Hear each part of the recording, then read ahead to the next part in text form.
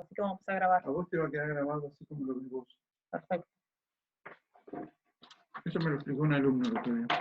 Perfecto. Adri, estás sin audio.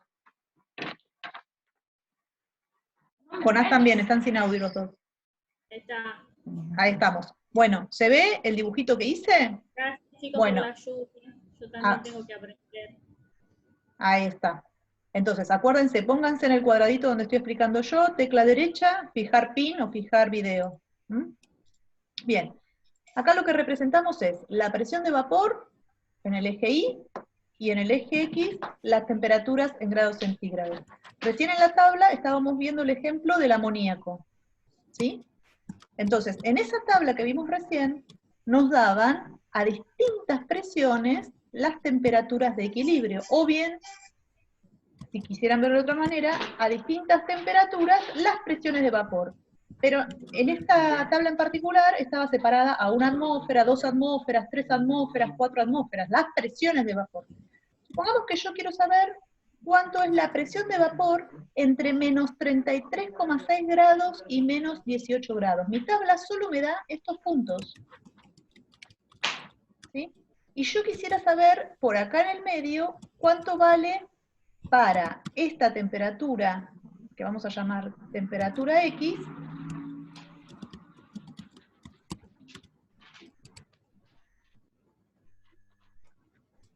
cuánto vale la presión de vapor, vamos a poner el vapor acá abajo y X acá.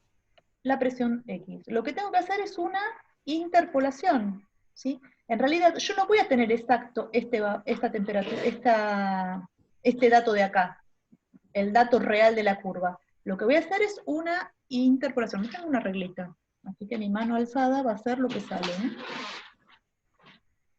Y es como que yo uno los dos puntos que tengo de datos con una línea recta, y en realidad lo que voy a estar tomando es este pequeño valor de acá arriba. Voy a tener un error, obviamente, porque yo no medí todos estos puntos de mi curva. Solo medí estos dos, por eso es una interpolación y lineal entre estos dos puntos.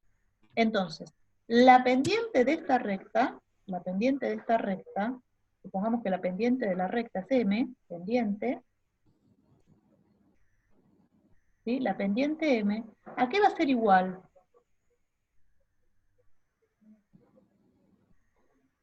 A esta diferencia sobre esta diferencia, ¿verdad? Entonces vamos a llamar a este punto 2 y a este punto 1. Entonces va a ser, ¿qué cosa? La diferencia de presiones entre el punto 2 y el punto 1, o sea, la presión de vapor a menos 18,7 grados, menos la presión de vapor a menos 33,6 grados, dividido, ¿qué cosa? Dividido esto. ¿Y esto qué es? La diferencia de la temperatura 2 menos la temperatura 1. O sea, menos 18,7 grados menos 33,6 grados. O sea, este intervalo. ¿Y esto a qué tiene que ser igual? Y yo puedo plantear lo mismo con la temperatura X y la temperatura 1. Entonces, esto va a ser igual a ¿qué cosa? A la presión de vapor a la temperatura X menos la presión de vapor a menos 33 grados sobre la temperatura X menos la temperatura de menos 33 grados. Perdón. No me quedé sin papel. ¿Se entiende? Entonces, si yo quiero saber la presión de vapor a una dada temperatura, reemplazo el valor de la temperatura que yo quiero y despejo la presión de vapor. Porque estos son todos datos. Estos son mis datos. ¿Se entendió? A ver, ¿alguna respuesta? ¿Se entendió?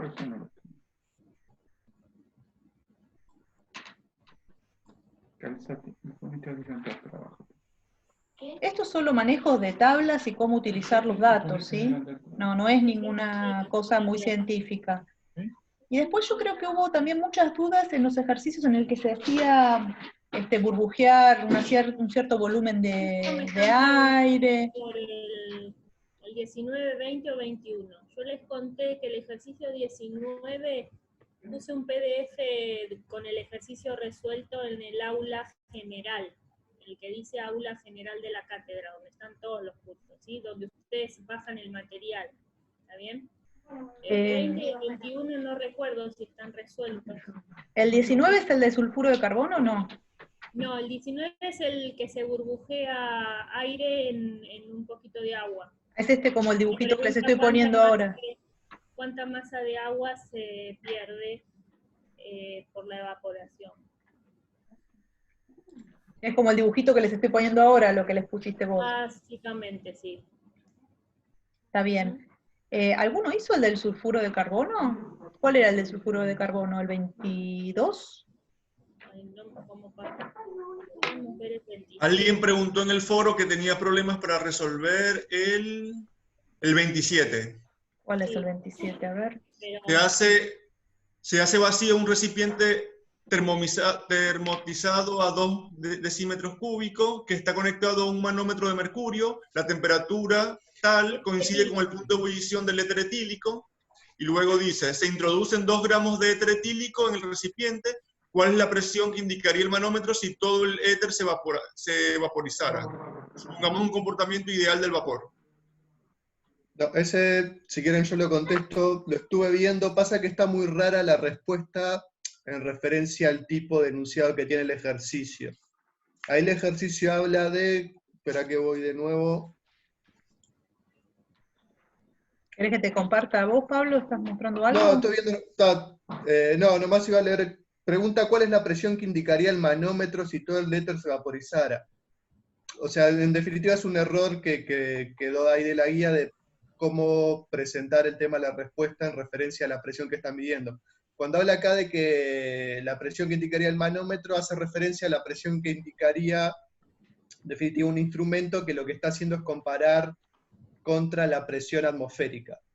Entonces, para más o menos hacer coincidir, probablemente a ustedes todos les dio la respuesta, espera que esté llegando a la respuesta. Ejercicio 27, bien que dice que es menos 0,66 la presión. ¿Qué quiere decir eso? Probablemente lo cambiemos para futuras guías, pero ese menos 0,66 está diciendo que, por ejemplo, vamos a de nuevo a la letra del ejercicio, lo que tenía al principio era que yo hice vacío en este recipiente.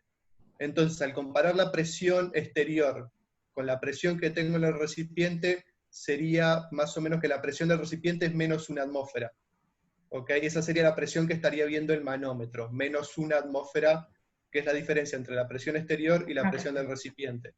Cuando yo empiezo a evaporar el éter etílico que está dentro del recipiente, esa presión va a empezar a subir, desde menos 1 atmósfera hasta 0 o hasta 1.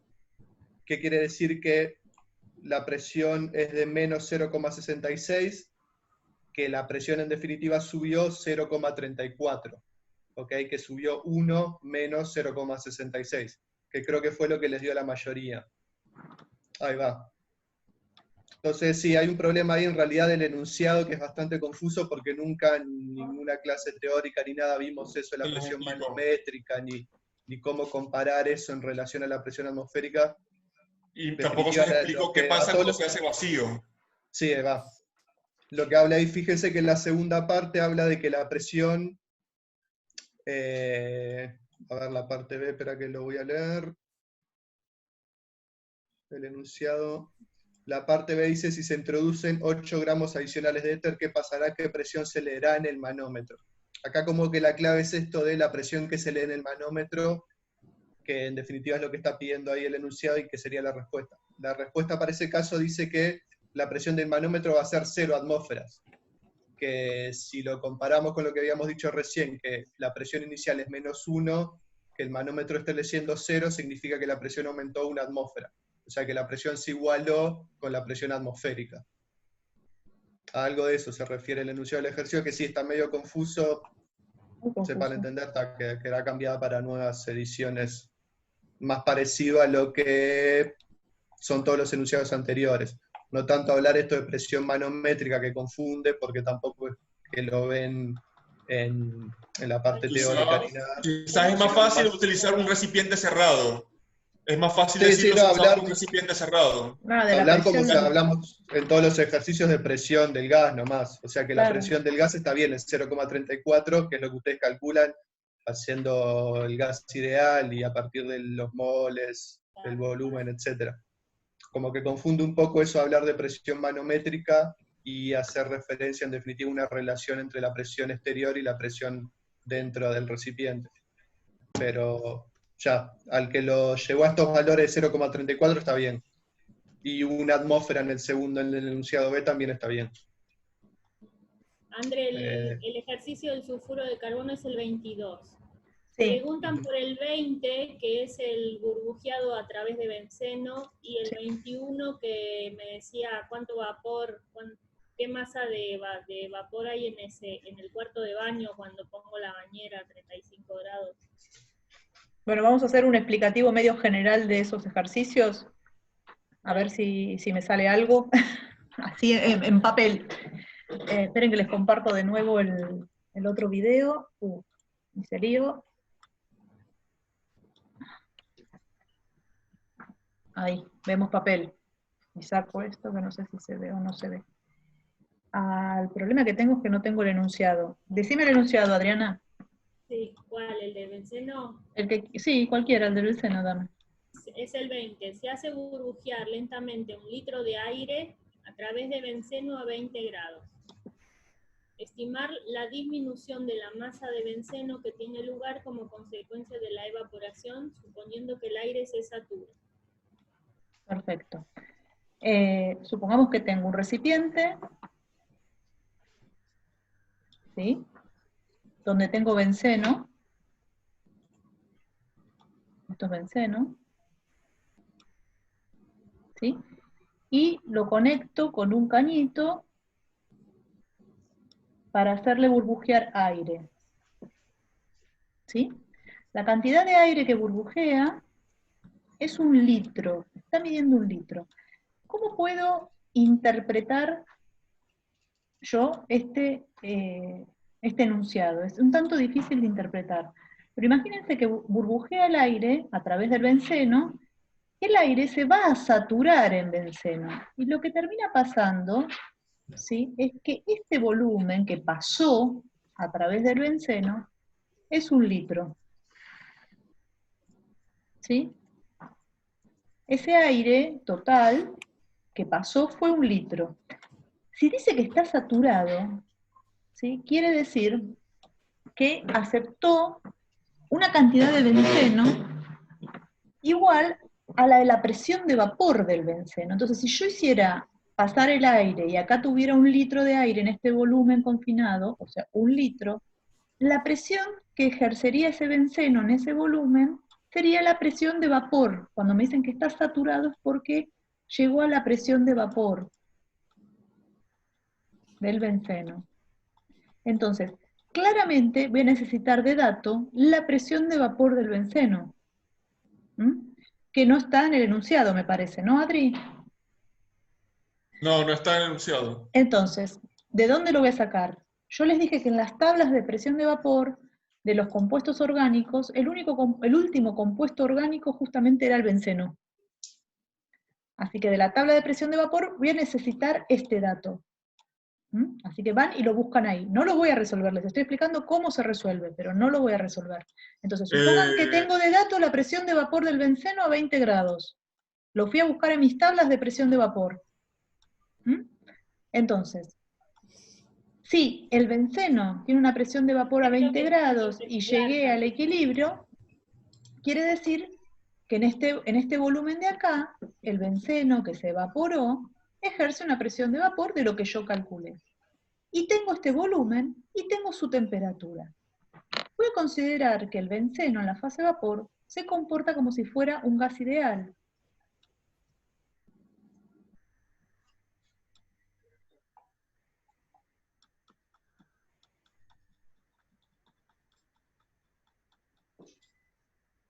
Gas ideal. ¿Sí? Entonces, ¿cómo puedo calcular cuánto benceno pasó a la fase vapor? Y evidentemente el benceno está ejerciendo esta presión, su presión de vapor, en un volumen de ¿cuánto? De 1 litro. ¿Y qué ecuación me permite relacionar la cantidad de moles de un gas ideal con su volumen, su presión y su temperatura? La ecuación de estado de los gases ideales. ¿Se acuerdan? La presión por el volumen va a ser igual al número de moles por la constante de los gases R por la temperatura absoluta. ¿Sí? Entonces, para nosotros la temperatura, ¿sí?, son estos 20 grados. ¿En qué unidades tengo que poner el valor de temperatura en la ecuación de los gases ideales? En Kelvin, o sea que 20 grados en Kelvin, ¿cuántos son? 293. Ay, no puedo moverme. Acá se ve mejor. 293 Kelvin. ¿Sí? La presión. ¿Qué presión es? Es la presión de vapor que está acá. ¿Sí? ¿Y el volumen cuánto era? 1 litro.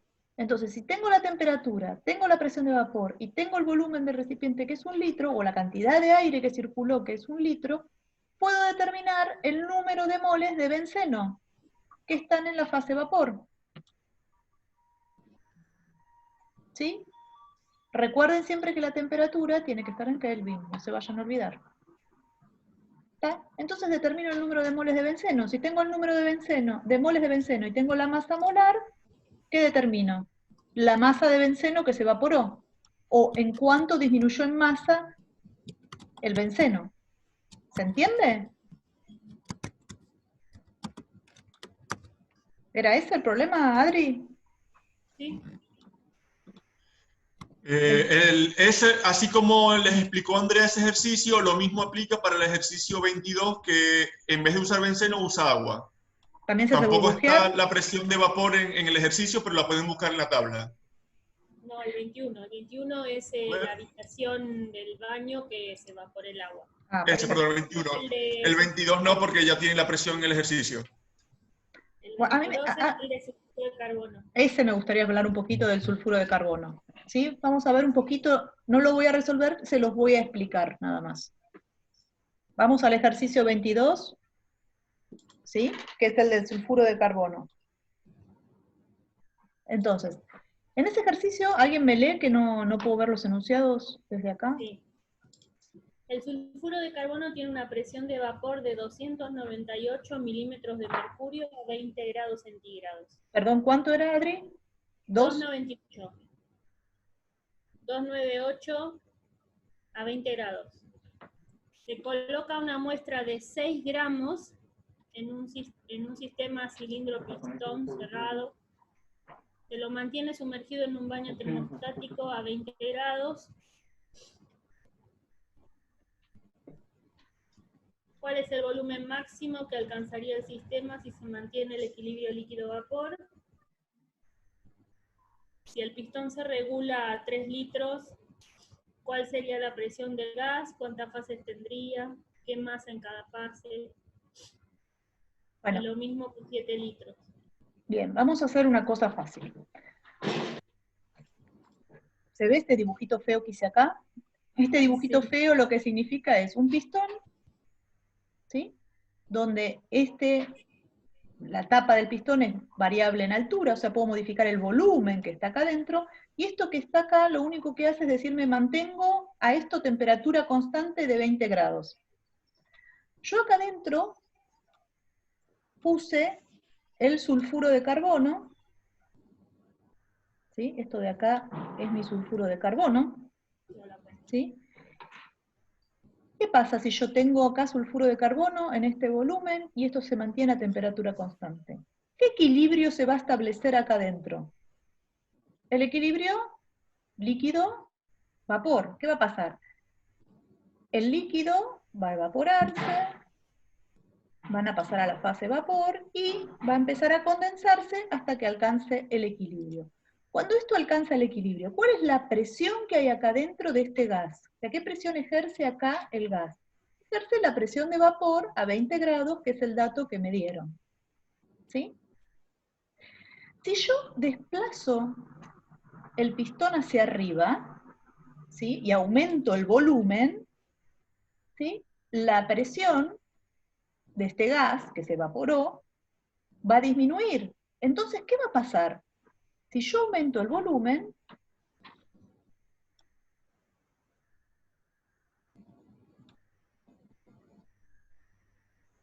más moléculas del líquido van a querer pasar a la fase vapor hasta que nuevamente llegue al equilibrio y otra vez tenga ahí adentro la presión de vapor. Acá tengo mi liquidito que ahora es un poquito menos. Acá era más, acá es un poquito menos. ¿Por qué? Porque más moléculas del líquido pasaron a la fase vapor, ¿sí? Para poder establecer ese equilibrio porque el volumen aumentó. ¿Sí? Entonces, yo lo que podría calcular, que creo que es una de las cosas que me pide el problema, es calcular el volumen máximo que puedo desplazar el pistón para que siga existiendo equilibrio líquido-vapor. Entonces, va a llegar un momento en que aumenté mucho el volumen de mi pistón y me quedó solo una ínfima gotita de líquido y se estableció el equilibrio líquido-vapor con una ínfima gota.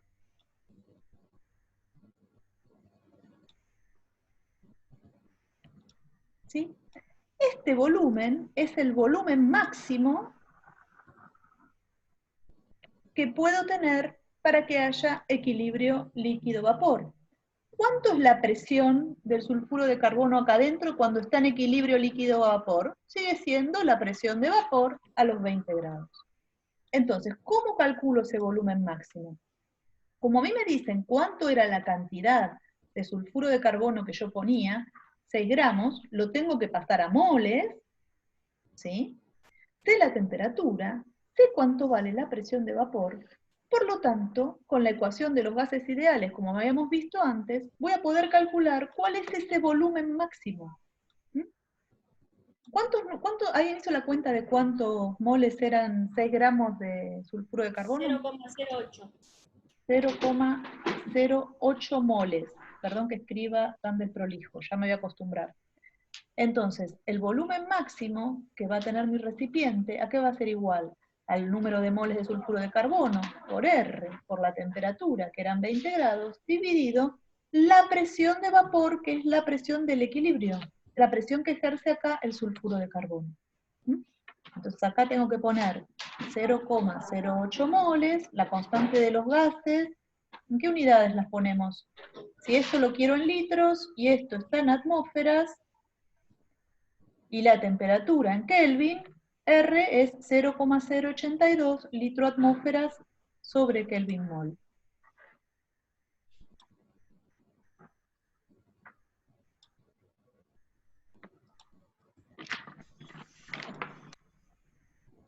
¿Sí? Entonces así determiné el volumen máximo del recipiente para que siga existiendo equilibrio líquido-vapor. ¿Qué pasa si aumento aún más este volumen? Todo lo que tenía de líquido, esa última gota minúscula que tenía de líquido, se va a evaporar. Y si sigo aumentando más el volumen, va a disminuir la presión del sulfuro de carbono aquí dentro del pistón, porque la temperatura se mantuvo constante, el número de moles se mantuvo constante, ¿sí? Y lo que yo hice fue variar el volumen disponible. Entonces, la presión que va a ejercer ese gas acá adentro, si cumple la ecuación de los gases ideales, va a ser menor a la presión de vapor. Entonces, si yo me encuentro a un volumen superior a ese volumen máximo, perdí mi equilibrio líquido-vapor y el gas que voy a tener ahí adentro va a ejercer una presión menor a la presión de vapor. Si el volumen es menor a ese volumen máximo, se me va a condensar parte del vapor, voy a volver a tener líquido y voy a tener equilibrio líquido-vapor. Entonces, ese problema me pregunta la cantidad de sustancia que hay en cada fase, en la fase líquida y en la fase vapor, en función del volumen. Así que ustedes tienen que ver si se encuentran por encima del volumen máximo o por debajo del volumen máximo. Por encima del volumen máximo, todo va a estar en fase vapor. Y la presión que ejerce menor a la presión de vapor. Si el volumen es menor... El límite daba, perdón, 3 con algo, ¿no? No. No, 4 y algo. Entonces les preguntaban, si el volumen lo fijamos en 3 litros, 4, algo, si el volumen lo fijamos en 3 litros, cuántas fases tengo, cuál es la presión del sistema, y les pedían calcular la masa de cada fase. Bueno, si el volumen está fijado en 3 litros, ¿sí?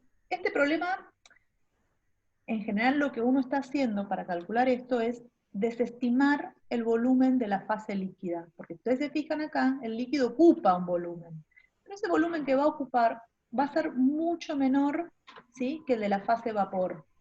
No les dan los datos de densidad del sulfuro de carbono ahí, ¿no? Ahí me fijo. Yo la tenía en mi guía del aula en la facu. Pero bueno, supongamos que el sulfuro... Me quedo en la facu también. Supongamos que el sulfuro de carbono tiene una densidad parecida a la del agua líquida. El agua líquida, si fuera agua líquida, la densidad es 1 gramo por centímetro cúbico. ¿Sí? O sea que 1 gramo de agua ocupa 1 centímetro cúbico. Si ¿Qué tuviéramos... temperatura estás? ¿A 20? Supongamos, sí, es a 20 grados. A 20. Supongamos que estoy a 20 grados y ahora tengo 1 mol de agua.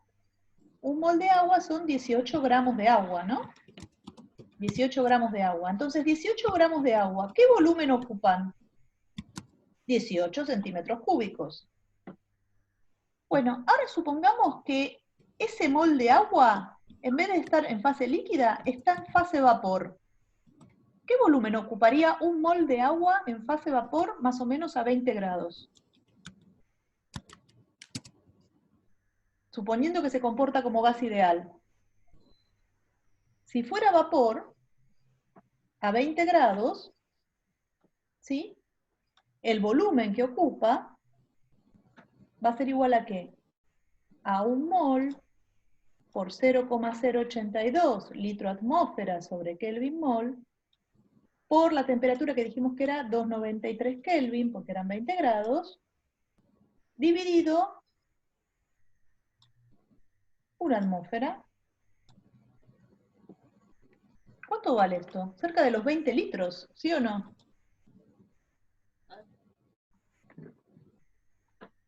Por lo tanto, 1 mol de agua líquida ocupan 18 centímetros cúbicos y 1 mol de agua, más o menos a esa misma temperatura en fase vapor, ocupan 20 litros. Por lo tanto, el volumen del agua líquida es desestimable frente al volumen que ocuparía esa misma cantidad de agua en fase vapor. ¿Está? Entonces, en este problema, siempre se desestima el volumen que ocupa la fase líquida. Si sabemos la densidad de la fase líquida, podríamos calcularlo y van a ver que el error que se comete va a ser menor que el 5%. ¿Sí? Acá me dice en Google, la densidad del sulfuro de carbono es 1,26. La densidad del Sí, sulfuro, temperatura ambiente, pero 1,26 gramos por centímetro cúbico, ¿no? Sí, gramos por centímetro. Bueno, si tienen ganas de hacer la cuentita, ¿se entendió lo que quise decir? Entonces, supongamos que ahora decimos, bueno, tengo un volumen de 3 litros. Desestimo el volumen que ocupa la fase líquida. ¿Sí? ¿Qué presión ejerce el gas acá? Como hay equilibrio líquido-vapor, la presión que está ejerciendo el gas es la presión de vapor. Como tengo la presión de vapor y el volumen de 3 litros, ¿sí?, y la temperatura, puedo calcular cuántos moles hay en la fase vapor. Entonces, sé cuántos moles hay en la fase vapor y sé cuántos moles va a quedar en la fase líquida, porque la cantidad de moles totales de sulfuro de carbono no variaron. ¿Sí? Siguen siendo los mismos. Entonces, a medida que yo aumentara el volumen, más moles de la fase líquida pasan a la fase vapor, pero la suma de las dos sigue siendo la misma. Esos 0,08 moles. Entonces cambia la masa de la fase vapor y de la fase líquida. Pero la suma tiene que ser constante. Cuando pasó todo vapor, bueno, esos 0,08 moles están todos en la fase vapor. Claro. Después el punto B preguntaba lo mismo, pero cuando el volumen es de 7 litros. Bueno, ¿qué pasó cuando el volumen es de 7 litros? Si mi volumen máximo era cerca de 4 litros, con 7 litros yo ya estoy muy por arriba de ese volumen máximo.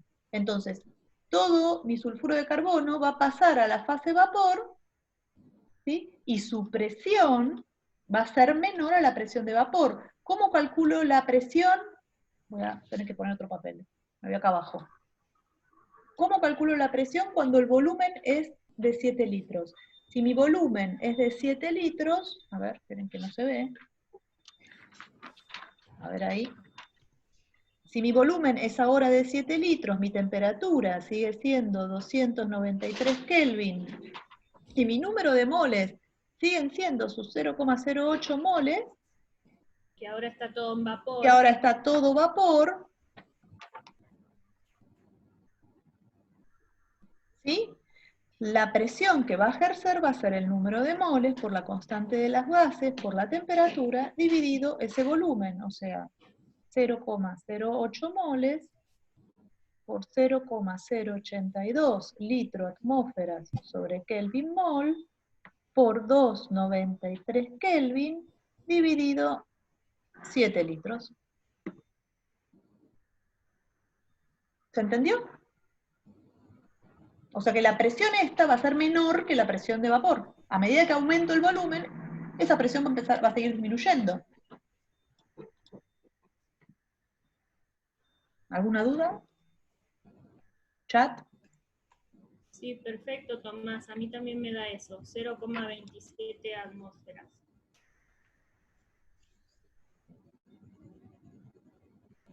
¿Algo más, chicos? ¿Se entendió? Por lo menos pongan que sí en el chat. Ah, perfecto. ¿Entendió? ¿Todo bien? Sí, ok. Genial. Bueno, seguro que les van a surgir algunas dudas cuando traten de terminar de hacer los ejercicios. Faltan 3 minutos para que se corte. Por eso, me parece que vamos a cortar por hoy acá. Todas las dudas, acuérdense de ponerlas en el chat, así si vemos que aparece alguna otra duda más, preparamos. Los ejercicios que entregamos el lunes... ¿Qué lunes? Los ejercicios de orgánica, sí, fíjense, si no les llegó el mail, fíjense en la parte del campus y está corregido.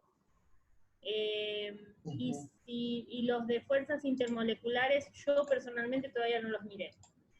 Y los nuevos yo les cambié el problema al grupo 4, así que, y tampoco habían entregado ninguno. La asistencia, pongan asistencia en las dos. No sé si ya cerró, porque cerraba 11:30. No, creo que lo puse 12:30. Lo abriste, bueno, pongan asistencia en las dos, porque hubo ahí un problema para poner la lista, pónganse en los dos. Nos dice Martín que todavía les figura para calificar. Martín Becker. No Ese sé te tocó a vos, Jonás. A mí me quedan 3 nada ¿Sí? más. Yo corregí creo que todo, a ver. Grupo 1. Estoy en el grupo 1, dice. Ah, qué raro, yo corregí todo, al menos que lo entre. Bueno, ya terminaremos. Chicos, hacemos un montón de cosas tras bambalinas, tratamos de corregirlo lo antes posible, pero bueno, también tenemos que preparar ejercicios para las materias. Por ahí se traspapeló, Por ahí se le Déjame ver, porque habían 3 alumnos que lo tenían en borrador, no lo enviaron, les escribí un mensaje privado y no me respondieron. Yo les corregí igual el borrador, ¿Sí? Sí, yo agarré y lo bajé. No sé si... No, sí, yo lo puedo ver el borrador, lo que pasa es que tiene que dar a enviar para... No, yo lo califiqué igual al borrador. Creo que tengo 2 que enviaron borrador, no sé por qué. Porque no le dan enviar. Ok, pero el borrador ya está calificado. A ver. Bueno, Martín, envíalo. Listo. Bueno, entonces... me queda uno pendiente por calificar y hay 3 borradores, que son los que les escribí. Escúchenme una cosa, en la guía del aula van a poner una encuesta nueva debajo de la encuesta que tenían que hacer antes. Esa encuesta necesito que la hagan en forma obligatoria. Tengo que saber si son recursantes o no, y si tienen aprobados o no los trabajos prácticos, y en qué cuatrimestre y en qué curso. ¿Sí? Más que nada para ver cómo nos vamos a organizar también con esto de la materia y cuando empiecen las clases y no empiecen las clases, si tienen aprobados los laboratorios o no. Así que yo ahora les voy a mandar igual un mensaje por el foro diciendo qué es lo que tienen que hacer. Hay que realizar alguna práctica de laboratorio, ¿no? en forma presencial, la gente que nunca hizo laboratorio sí va a tener que hacer alguna práctica de laboratorio. Por eso están hechas todas estas prácticas virtuales, para que vayan ya familiarizándose con las experiencias de laboratorio. Ah, sí, claro, el laboratorio virtual creo que es el de viscosidad. ¿Hay fecha límite? Eso lo preguntaron la semana pasada, les volvemos a decir. Fecha Se va a límite, cortar ya, Adri. No sé si... una o dos semanas, háganlo lo antes posible por una cuestión de organización. Nada más. Se corta y no volvemos, ¿no? No, no volvemos. Todo el resto que queda Ah. por foro o por mensaje privado, no hay ningún problema. ¿Sí? Genial. Bueno, Muy bien. chicos, espero que les haya servido